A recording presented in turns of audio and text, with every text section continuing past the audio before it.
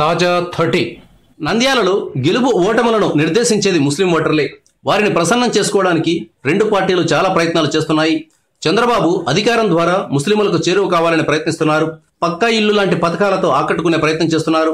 మరోవైపు అసంతృప్తిగా ఉన్న ఫరూక్కు ఎమ్మెల్సీ పదవి ఇచ్చారు. ఇంకా స్థానిక ముస్లిం నాయకులను కూడా పార్టీలో చేర్చుకుంటున్నారు.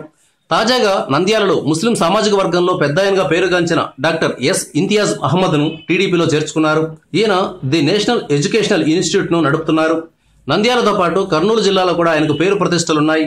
సామాజిక సేవా కార్యక్రమాలు, హజ్ యాత్రకు వెళ్లే వారికి సహకారం అందించడం ద్వారా తన సొంత సామాజిక వర్గంలో మంచి పేరు పొందారు. ఆయనను వైసీపీలో చేర్చుకోవాలని జగన్ భావించినట్టు సమాచారం.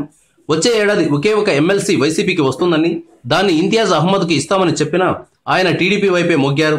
కీలకమైన ఎన్నికల సమయంలో ఇది టీడీపీకి ప్లస్ పాయింట్ అవుతుందని రాజకీయ పరిశీలకులు భావిస్తున్నారు. అయితే ఒక ముస్లిం పెద్దాయన టీడీపీలో చేరినప్పటికీ సాధారణ ముస్లింలందరూ తమతోనే ఉన్నారని, నంద్యాలలో గెలుపు తమదేనని వైసీపీ నాయకులు ధీమాగా చెప్తున్నారు.